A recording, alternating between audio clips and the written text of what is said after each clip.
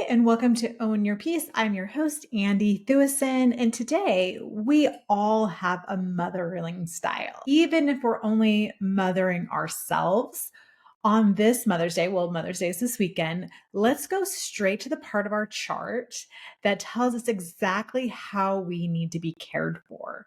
Our moon sign. For me, I'm a Scorpio moon. So I need solitude. I need deep conversations and I need to feel like I totally can trust people. Scorpios can have a tendency to have trust issues, and especially in the moon sign placement. So for me, I really only truly let people in fully when I feel like I can trust them.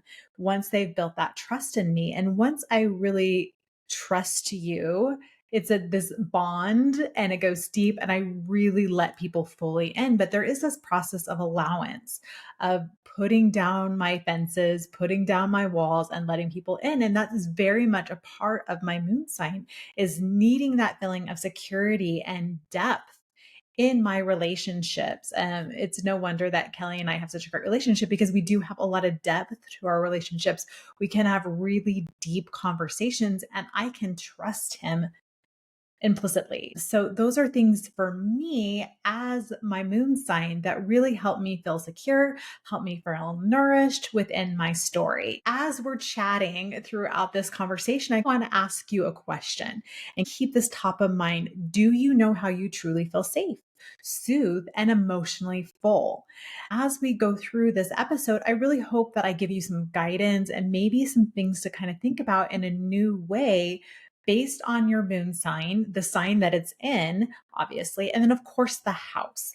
And how you can find this information if you've never run an astrological chart before, I will add a link below so that you can do that. I love working with the whole sign system because it's a really beautiful, clean way. So each part of your chart, each house is ruled by one sign. And the Placidus system, a lot of other astrological apps will use that, and you'll see a split where your seventh house is between two different signs, so it gets a little bit confusing, especially when we're talking about the energy of a house. So I really do love working with that whole sign system because it does make it a little bit cleaner, and then you can know, oh, my moon is in my 12th house.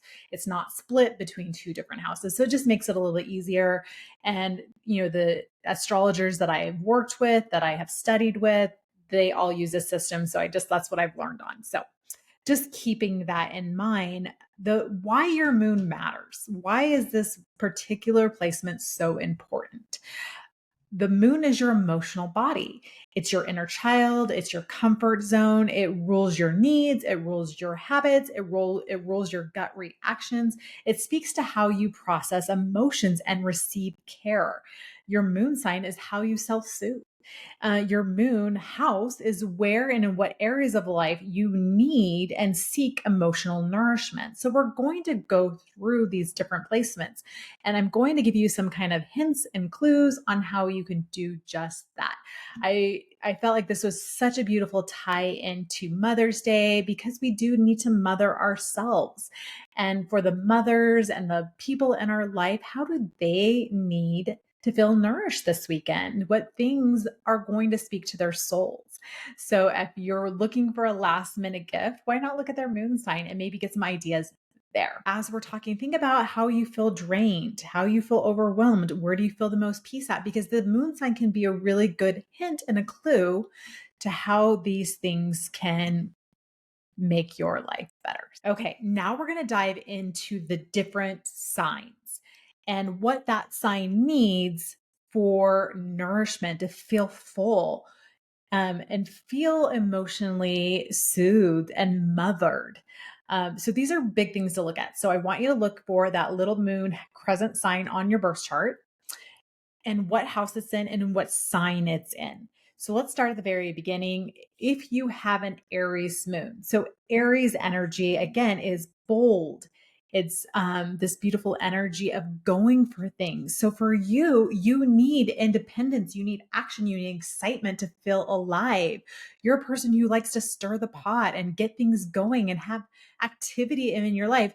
Chilling on the couch all the time is not going to be as nourishing for you as activity. And excitement. So self care looks like doing something spontaneous, like sweating it out, maybe taking bold solo steps. If you have an Aries moon, maybe you're going on an exciting hike this weekend, or you're trying out a new brunch spot. These are things that are add to that, to that excitement and spontaneity that really soothes your soul. Some mothering tips for this Aries moon. Cheer yourself on like you're your own hype coach. Validate your desires and take risk. You're a person who needs a little bit of risk. You need to kind of challenge yourself. You need to like put yourself out there. Allow yourself to be this bold, fiery person that you are. And these are things that really fuel your emotional state. If you're feeling really stagnant and held back by life, that's going to affect your emotional well being. So, do encourage yourself to put yourself out there, to take risks, to really light the fire of passion within yourself. And those will be things that really feed that Aries moon. Now we move on to Taurus. We talked a lot about Taurus last week as we talked about manifesting and that rich treat yourself energy that is Taurus. So, as a Taurus moon, you're going to crave consistency. You're going to crave physical comfort and sensual pleasures. You're going to want the really nice, cozy blankets. You're going to want the nice smelling candles. You're going to want a softness, really good food. So, for you, going to a really beautiful restaurant that has beautiful vibes and a really nice aesthetic might be something that's really nourishing to you. You're going to want really like luxurious gifts for Mother Day. These are the people who want the nice candles, they want the nice blankets, they want the fancy clothes. So, really treat the Taurus people in your life with some luxuries. They also, self care can look like for a Taurus moon, cooking your favorite meal or having someone cook your favorite meal for you. Again, we talk about soft blankets. Something that's really important for Taurus moon, especially, is having money safety, having financial security. So make sure you've got your money story tied up. Make sure you're, setting aside some each paycheck and building that security for yourself, because that is going to add to emotional regulation for you as a Taurus moon. You need to have money sitting in the bank. That financial security really does add to your level of self-care. So, talking to a financial advisor and creating a financial plan will help provide that security for you. So, that's important, especially for a Taurus moon. Slow mornings where you're moving a little bit slower and moving at your own pace, those are things that are going to feel really good to a Taurus. So, letting them sleep in, bringing in them a home cooked meal while they're in bed, these are things that are going to feel really good to a Taurus moon. Okay, so Gemini moons. Gemini moons need mental stimulation. They need variety. They need conversations. They love talking. Gemini is ruled by Mercury, so it is all about the talking. Maybe you have a bunch of people over and you have a really great conversations. Maybe sign them up for a fun e-course that they've been eyeing where they're learning and they're getting that mental stimulation. Buy them some really interesting books about things that they're interested in. Geminis really are very curious humans. Anywhere we have a Gemini on our chart, we all have all these energies throughout our chart. There's going to be a curiosity and a need to expand the mind. So those would be great gift ideas for somebody who has a Gemini moon. Something, learning something, expanding, creativity are going to be things that feel really good to that Gemini moon placement. Some self-care tips for my Gemini moon: it's talking it out, it's reading, it's writing, podcast binging, learning something new. If you're feeling stagnancy in your life as a Gemini moon, get out of your comfort zone and learn something new. Talk to somebody new and ignite a conversation with somebody and learn something. These are all things that feel really good to that Gemini moon placement. Mothering tip: don't suppress your voice. It is meant to be heard. Express yourself. Stay curious. You need room to think and talk out loud. These are people who probably love talking out loud to themselves or find themselves doing it without even thinking about it because they are just chitty chatters. So that Gemini moon is going to need lots of conversations and mental stimulation. So when you're thinking about a last minute gift idea, think about those things. So what are things that would spark creativity, would spark conversations? Maybe a fun game that you ask each other questions would be a great gift idea for somebody who has that Gemini moon. Now, moving on to Cancerians. Now, Cancer moons, this is like it's at home placement. Cancer is ruled by the moon. So if you have a Cancer moon, it loves this placement. So you really do need emotional security, you need privacy, you need comfort. All that motherly, nurturing energy just comes naturally to you. And it's something that you crave. You crave being a little bit mothered, a little bit taken care of. These are things that feel really good to you. So self care looks like being a homebody, staying home, nesting, connecting with your loved ones, honoring your moods. These are people who love home cooked meals. These are my homebodies. They're not going to be out adventuring. They want to stay home. They want to chill. They love being cared for. So if you have people in your life who have that Cancer moon, how can you honor them and nurture them? Maybe getting them some nice bubble baths. Cancer moons love water, maybe some bath bombs. These are all things that would be great gifts for somebody who has a Cancer moon. Little mothering tip here: let yourself feel, create a safe space for your emotions and tend to your inner child. These are things that are going to feel really good to you. You have a lot of big emotions as a Cancer moon. Allow yourself to feel, allow yourself to express your emotions. It's very important. Now, moving on to my Leo moons, they love being lit up. Anywhere on our chart that we have Leo energy, that's where we're meant to shine. That is where we seek attention and we want to be front and center in our lives, is where that Leo energy is. So as a Leo moon, you crave attention, creative expression, and admiration. So you're going to want people to be paying attention to you. So if you are a mother, you're going to want the day to be about you. It's okay. Embrace that. Self care looks like dressing up, it looks like dancing, sharing your passions, hearing you're amazing, you're wonderful. These are people who need some verbal affirmation. If you're looking for some last minute gift ideas, maybe write out all the things you love about this person, why they're a fantastic mother, why they mean so much to you. They're going to love hearing those things. As that Leo moon, again, they need that attention. So make the day about them and they will love it. Now for my Virgo moons. Virgo energy is very practical. It's very grounded. It is very much this attention to detail. Let's roll up our sleeves. Let's create a plan. So for a Virgo moon, you're going to need order, purpose, practicality. These are people who love systems. They love organization. If things are super chaotic, these are the people who go into binge cleaning and binge organizing. My beautiful husband, Kelly Ray, when he is upset emotionally, he goes straight to organizing or working on a project, cleaning. Those are big things for people who have that Virgo moon placement. So self care looks like making lists, tidying up, creating healthy meals, and doing meaningful service. Those are all things that are super important to a Virgo moon. Little mothering tip here: show up for yourself with devotion.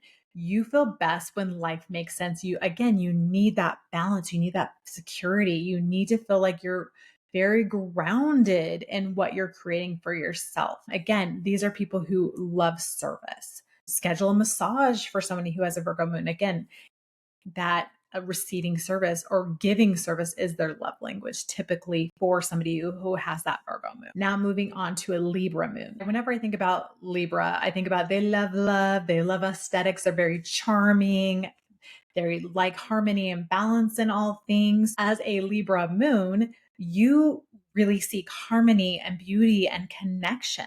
So for you, self-care looks like romanticizing your life, deep conversations with a friend, decorating your space.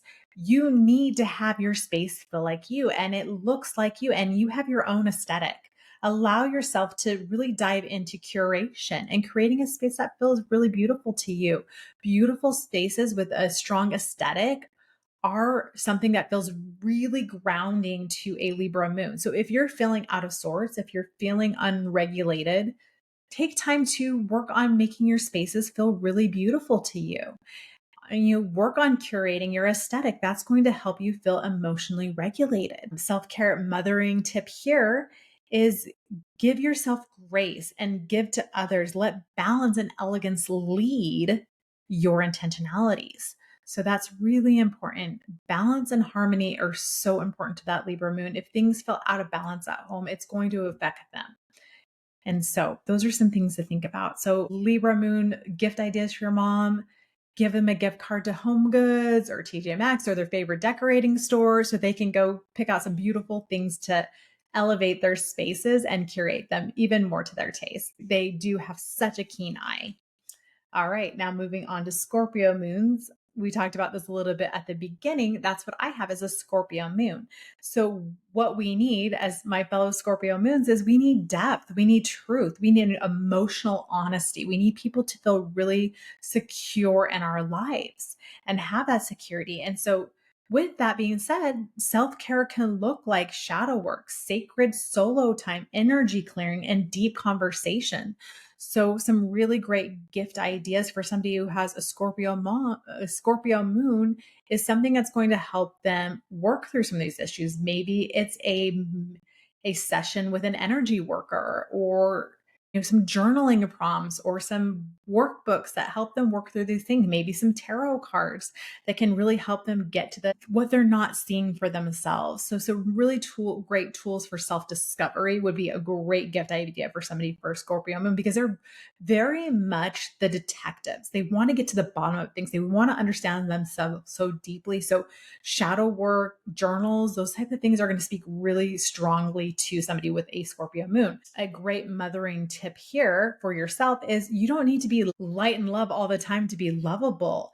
Your intensity is your gift. Have so many sides of ourselves. That's what's beautiful about looking at human design and astrology. We have all these beautiful things. As much as I have all this light energy, I also have this transformative dark energy where I know that my shadow really brings a lot of transformation, and diving into it and allowing that darker side of me that likes to go to the depths and gets to these deep rooted issues and help them to heal and to see the light. These are things that balance ourselves.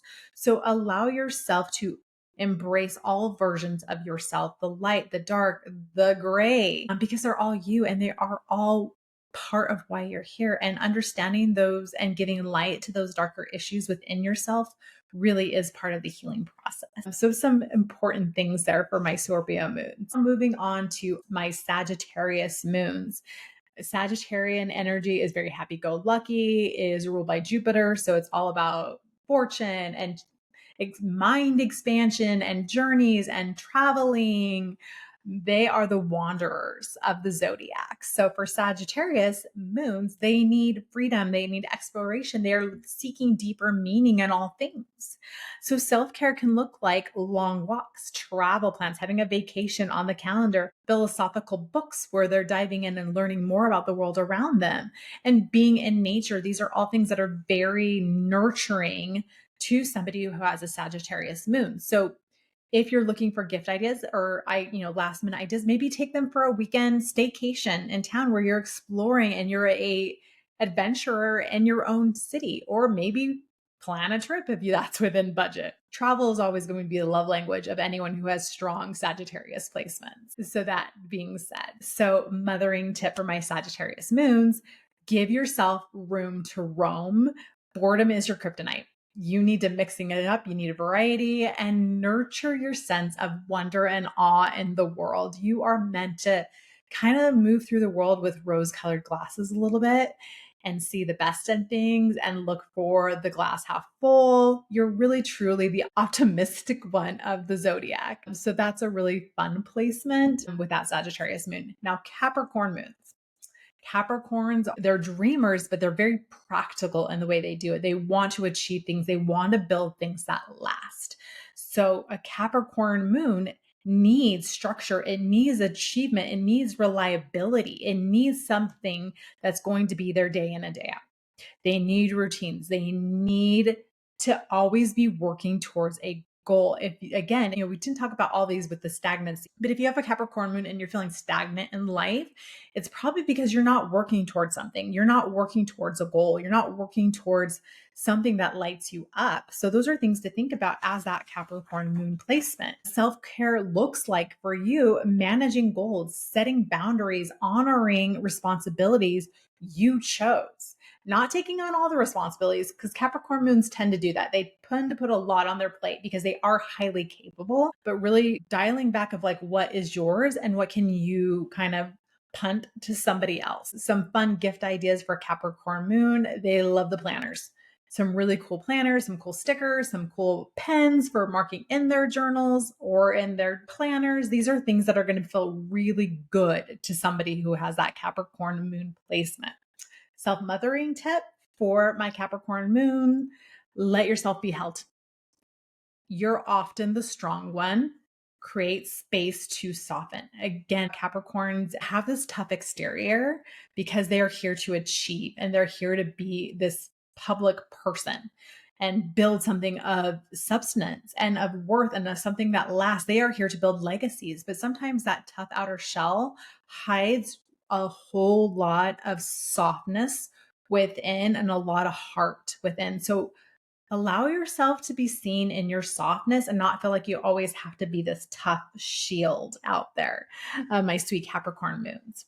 Now moving on to Aquarius moons. Aquarius, it's ruled by Uranus. So there is this whimsical, out of the box, unconventionalism. I always think of Aquarius energy as these little weird little aliens that have this weird energy. They just do life on their own terms. They're in their own little world. And they're very tied to the collective and helping the collective at large. Aquarius have this interesting energy of they love helping people. They love helping the bigger picture, but one-on-one, not so much loving people. It's kind of this interesting dichotomy that Aquarians have. So if you have Aquarius moon, you need autonomy, you need innovation, you need meaningful community. You have to be building something that's creating and helping those at large. Again, self-care can look like visionary planning, thinking outside the box, weird hobbies, alone time, and group causes. These are all things that are going to speak to your little Aquarian heart. Mothering tip for my Aquarian moons: honor your uniqueness. You are a vibe, own it. You are not meant to fit in. You're meant to be this kind of quirky little alien friend of mine, and I love it.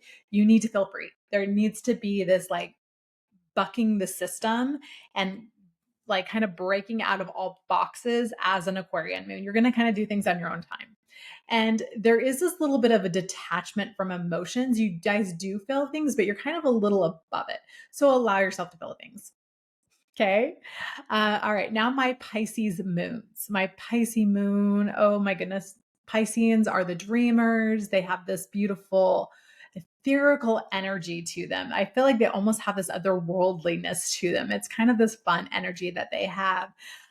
For you, you need dreaminess, you need gentleness, you need spiritual connection. These are the mystics. They want to have these spiritual connections. They want to go to the depths through meditation and go to these places where they're kind of detached from this human existence. Self-care for them looks like naps and music and ocean time and energy healing and creative escape. So for my people who have Pisces moon mamas, go to the crystal store, get them some mystical things, get them the essential oils, the crystals, the meditation books, all the cool spiritual um, esoteric things are going to be all in. So these would be great gift ideas for somebody who has that Piscean moon. Mothering tip: if you have a Pisces moon, let yourself float. Your sensitivity is sacred. Protect it with boundaries. So you're going to feel a lot as a Pisces moon. You are picking up on everybody's emotions. It can be a lot sometimes. So allow yourself that time to move and be inward and in your own energy to kind of cleanse from the outside world, because it can be a lot. Now we're moving on to the house and where you need to be fed emotionally. So each house reveals a little arena where your soul seeks nourishment. Remember a couple episodes ago when I was talking about the astrological wheel with the 12 houses is kind of like in Hunger Games, where depending on where you were on the grid, something else was activated. It's very much the same vibe with the 12 houses. Each house is a different sector of our life. And when it's being activated by whether that's a natal placement, like your moon placement, we're going to talk about right now, or a transit, there's this activation of energy within that house. So a lot of times we'll have a lot of placements within one house because that's an area where we really wanted to focus on in this lifetime.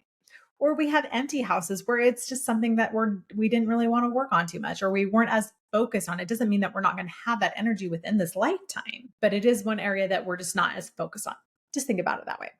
Okay, so let's move through these houses. If you have your moon in the first house, you need to feel seen. You need to feel safe in your body because remember, the first house is all about you. And it's about how you are seen in the outside world. It is very self centered or self centric focused in the first house. So, again, you're going to need to be about yourself, having a lot of things focused on yourself. Your emotional needs are for you to feel safe and for you to feel seen in this world. Now, moving on to the second house, that is a very material based house. So, things that give you that material sense of security are going to be really important for you to be fed emotionally. It's like that Taurus moon, they're very similar energies where you do need that sense of like financial security, emotional security within yourself to have that. So, think about that if you have a second house moon. Those are things that are going to feel really help you to have that nourishment within yourself. Third house, you're a people person. You need to connect to other people. If you self isolate, that is going to affect you on an emotional level. You need to be out amongst the people if you have a third house moon. If you have a fourth house moon, it's quite opposite here. You have homebody needs, homebody strong vibes. You have strong emotional roots. You're very tied to home. You're very tied to family, these things that are very emotionally secure to you. So if you came into this world with a very unsecure family life, was really affecting you in your formative years. So now as you grow older and you create your own family, you're going to have that sense of needing to build security within your home life, or you're going to seek out family or friends that feel like family to give you that sense of security. So that's really important with that fourth house moon. Now moving on to the fifth house, we've talked about this before. The fifth house is all about play. It's where we have fun in our lives. It is the playhouse, if you will. So if you have a fifth house moon, you are going to want play and romance and creative are all things that emotionally fuel you. You need to play, you need to have fun, you need romance in your life to help you feel emotionally fed. So those are important things to think about with that fifth house. Now, moving on to the sixth house. The sixth house is all about routines and service and health rituals. So, you need a lot of security and plans. These are people who really love their routine. They feel really grounded in a routine. This is something that's going to help you feel emotionally filled. If your days are chaotic and all over the place and you don't have that sense of like, at this time I do this, at this time that's going to feel a little unregulated for you. So you are going to need a little bit more emotional balance and scheduling in your life. So own it, embrace it, and love it. That's that sixth house moon. Now we're moving on to the seventh house. With the seventh house is all about relationships and partnerships in our lives. It's kind of a fun house to look at with marriages and those types of things. So with seventh house, you are going to need relationships, whether that be partnerships or close friendships, but you crave having relationships and shared emotional spaces. So you're going to crave and need some type of connection with other people. This is more a one-on-one connection versus like the third house, which likes to go and play and be with all the people. This is more of like wanting that depth and connection with one person. These are people who are looking for the soulmate. They need the soulmate to feel really grounded and emotionally secure in life. Now moving on to the eighth house. The eighth house is all about deep intimacy, trust, and emotional transformation. So you are going to want to have things be very transformative throughout your lifetime. These are the people who want to dive into shadow work and learning things and understanding things like astrology and human design and these things that help us better understand ourselves. So these are things that are going to help you feel secure so that need to constantly be turning and learning about yourself is going to feel really strong with that eighth house moon. Now, moving on to the ninth house moon. So, if you have a ninth house moon, you are going to be drawn to travel and philosophy and really strong emotional growth or spiritual growth to feel emotionally secure. So, these are things that are going to fuel you. You are going to have this wanderer heart, this soul that wants to crave learning and growing, whether that be through travel or through books. There's this need to expand your horizons, to expand your consciousness with that ninth house moon. So embrace it.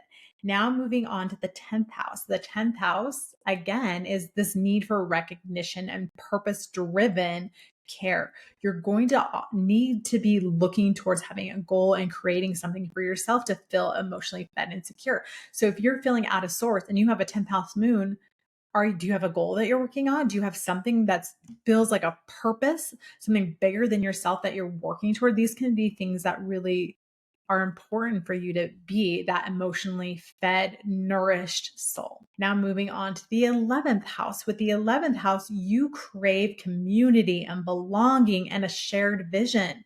So, again, these are Aquarian vibes here.